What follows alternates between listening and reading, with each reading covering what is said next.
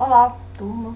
Eu sou a professora Márcia Neide Marinho e hoje nós daremos início à nossa primeira videoaula da disciplina de Ciências Morfofuncionais dos Sistemas Digestório, Endócrino e Renal. Essa sessão que nós trataremos hoje é a sessão 2.1, então a primeira sessão da unidade 2, e nós falaremos hoje do sistema digestório. Hoje nós teremos uma visão geral desse sistema e nas sessões seguintes nós daremos aí continuidade. Lembrando que na nossa plataforma nós temos disponível aí o livro digital, nós temos também web aulas, além dessa videoaula que eu estou postando para vocês, e as atividades postadas por mim, as atividades da plataforma que vocês devem fazer e postar. Então, vocês têm aí vários recursos para acompanhamento aí do conteúdo programático. E qualquer dúvida em relação ao conteúdo programático, vocês podem mandar mensagem via plataforma para mim, que eu recebo e respondo na própria plataforma. Então, fique à vontade e vamos tentar aí nos adaptar aos novos tempos. Falando do sistema digestório, vamos começar falando do que compõe esse sistema digestório, né? O que forma esse sistema digestório? Nós temos as glândulas anexas, temos fígado, temos o pâncreas, as glândulas salivares, que são divididas, subdivididas em outros tipos de glândulas, que nós vamos falar daqui a pouquinho. Nós temos também os intestinos, grosso e delgado, temos a região da boca, nós temos a faringe, o esôfago e a região anal. Dentro do reino animal, quando um organismo tem dentro do sistema digestivo a boca e a região anal, nós falamos que ele possui uma digestão completa. Então, a nossa digestão faz parte desse grupo, que tem uma digestão completa por ter essas duas estruturas. Falando um pouquinho do desenvolvimento embrionário, nós estudamos lá na introdução à histologia animal que no embrião se formam 3 camadas: a ectoderme, que é a camada mais externa, a mesoderma, que é a camada do meio, e a endoderma, que é a camada mais interna. E por que nós estamos falando de desenvolvimento embrionário? Porque embriologicamente o sistema digestório ele se forma a partir da endoderma. Então, não só ele, como o sistema respiratório também se forma a partir dessa endoderma. Então, vamos falar um pouquinho dessa origem aí embrionária dos órgãos aí desse sistema. Primeiro, a endoderma vai se dividir em 3 regiões, em 3 tipos de intestino: o anterior, o médio e o posterior. A boca vai se formar a partir do rompimento de uma membrana chamada de membrana bucal, através de uma estrutura de um tecido chamado de estomodeu. A região anal também vai se formar a partir do rompimento de uma membrana, só que não é a membrana bucal, é a cloacal, através de um tecido chamado de proctodeu. Então, procto quer dizer essa membrana que dá origem aí à região anal. Do intestino anterior vai se formar o esôfago, o estômago e os 2 intestinos, o grosso e o delgado. E as glândulas salivares vão se originar também a partir da camada endodérmica, mas vai ter a ação também da mesoderme, do tecido mesodérmico que circunda aí ao longo do tubo digestório. E a partir disso vão se formar aí também o fígado e a região do pâncreas. Só para a gente dar uma olhadinha aqui, para a gente comparar, aí tem um embrião, na figura A, um embrião de 4 semanas e um embrião de 5 semanas. E a gente demonstra que as camadas, os tecidos que nós acabamos de falar, da origem embrionária, que vai formar inicialmente aqui a região da boca e a região do ânus, como nós acabamos de ver. Aqui mostrando a vesícula, os ductos, o esôfago, o estômago, as glândulas que nós acabamos de falar. Então, essa é a formação embriológica. Em relação às várias funções desse sistema, então nós vamos dividir em 6 grupos de funções. Primeiro, a função de ingestão, porque é um processo que vai envolver a ingestão de alimentos e líquidos na região da boca, através do ato de comer. A função também de secreção, porque Nós vamos ter a secreção aí de água, de ácidos, de soluções chamadas de tampões, que vão controlar o pH, né, dos fluidos, e as enzimas que vão participar desse processo aí digestório. A outra parte é a parte da mistura, né? A gente sempre ouve falar de movimentos peristálticos, né? Mas quem realiza esses movimentos peristálticos são os músculos, né? Então esses músculos vão possibilitar a movimentação de todo esse tubo digestório para que, né, os alimentos percorram aí o caminho que tem que percorrer para que a digestão de fato aconteça. Depois nós temos o processo da digestão, que envolve processos mecânicos e químicos para decompor esse alimento. Então, lembrando que o processo mecânico é a mastigação e o químico é a ação dos sucos aí, né, digestórios que nós temos, e as enzimas e todos os componentes químicos envolvidos aí nesse processo de digestão. A absorção, que nós temos 2 canais de absorção, que é o intestino delgado e o intestino grosso. Então, são as 2 vias, né, de maior absorção aí do sistema aí digestório. E a última etapa, que é a etapa de eliminação de resíduos, que é a defecação, que aí nós vamos eliminar substâncias não digeridas do trato gastrointestinal para fazer esse controle, né, do que não foi utilizado para ser removido aí através das fezes.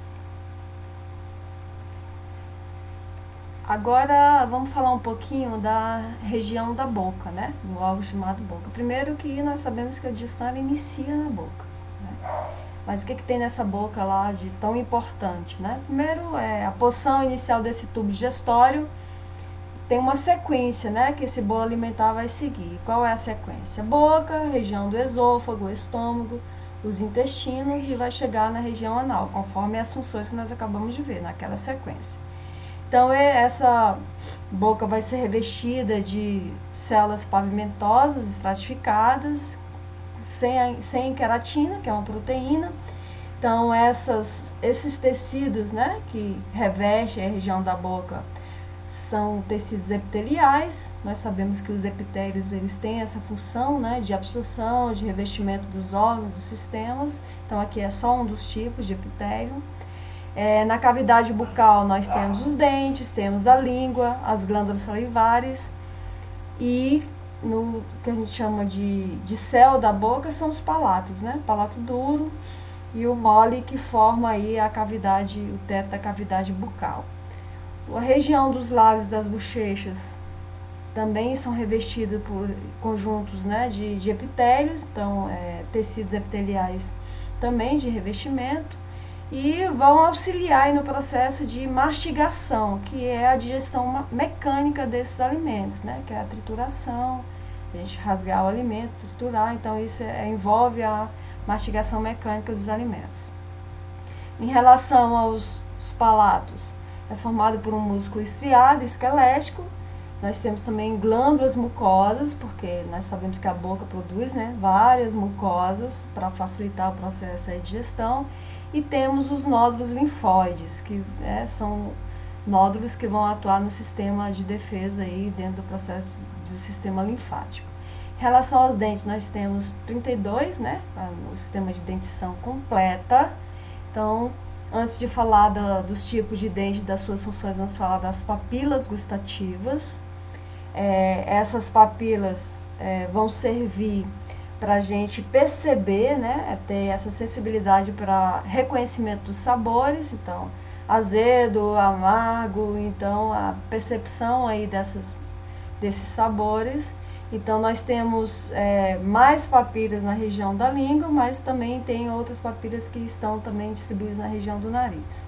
Então essas papilas é o que vai dar a possibilidade de a gente reconhecer as diferentes substâncias que nós ingerimos aí através dos alimentos. E obviamente que isso tudo é controlado por terminações nervosas, né? Que nós temos células sensoriais e essa função aí de reconhecimento, ela é controlada aí por terminações nervosas. Em relação aos dentes e suas funções, primeiro nós temos 32, mas eles são divididos, né? São divididos em 5 tipos de dentes. Os incisivos, que são 8, que a utilidade dele é para cortar os alimentos. os caninos, que são 4, que vão servir para rasgar os alimentos, né, algum tipo de objeto que se bote na boca, de preferência alimento. Os pré-molares, que vão auxiliar o sistema de trituração dos alimentos. E os molares, que vão auxiliar no sistema de trituração e mastigação desses alimentos. Lembrando que o último grupo aqui, que são os dos sisos, alguns indivíduos nascem sem o siso, ou nascem só, né, se forma só 2 sisos. Então, os sisos, eles não têm uma função relevante na boca, por isso que algumas pessoas, quando começa a aumentar, né, a pressão sobre os outros dentes, a gente retira o siso. Então, e nem todo mundo nasce também com esse siso. Então, nós temos, né, no geral, nasce 4, em algumas pessoas nasce 2, e em algumas pessoas não nasce nenhum. E ele não tem uma função relevante aí dentro do processo de digestão.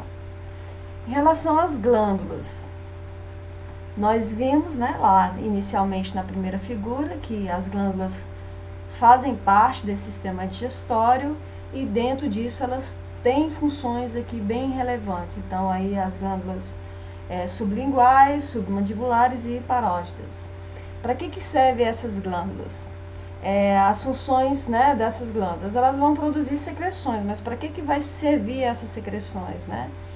Vai servir para digestão de nutrientes. A saliva vai incluir a digestão do amido. Então, nós temos aí a amilase, que é um tipo, tudo que tiver ase referente à enzima.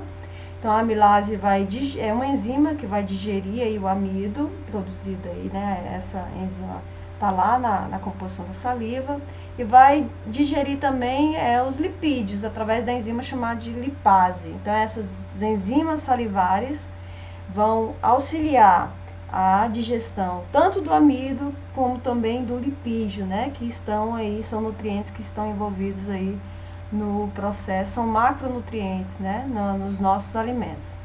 Em relação a outras funções, para que serve mais a saliva? Nós sabemos que ela serve para umedecer, né, para lubrificar o caminho que esse bolo alimentar vai seguir dentro do processo digestório. Vamos falar um pouquinho sobre a localização, né, das glândulas salivares. Então, ela está em torno da cavidade bucal. Então, a principal função, como nós acabamos de falar, é a produção e secreção de saliva. Então, é controlada aí pelo sistema nervoso autônomo. Então, né, depende do sistema nervoso para funcionar. As glândulas parótidas, que é outro tipo, né, de glândula, são ricas em íons e enzimas. O que são íons? Né? São elementos químicos que, no meio aquoso, vão liberar cargas aí dentro desse processo de digestão. E as glândulas que são submandibulares e sublinguais, que a gente chama de glândulas mistas, vão secretar tanto íons como enzimas, né? Que são as proteínas lá, que vão auxiliar o processo de digestão. E vão atuar também na lubrificação dos alimentos, extremamente importante aí dentro desse processo, né, digestivo. Em relação à produção da saliva, vamos lembrar de 2 processos, né, importantes. Aqui eu tenho a mastigação, que é um processo mecânico, que vai triturar, né, os alimentos, e tenho a saliva, que está trazendo enzimas, né, que está trazendo líquidos para facilitar esse processo, a digestão né, dos nutrientes. Então, o que acontece? A combinação da saliva e da mastigação é exatamente o pontapé inicial para o processo digestivo. Então, através da trituração do alimento, os dentes, com a presença da saliva, vão umidificar esse alimento, e os movimentos da língua vão empurrar ele para as outras regiões, e através, né, desse caminho que ele vai seguir, vai se possibilitar aí que se complete o processo digestório.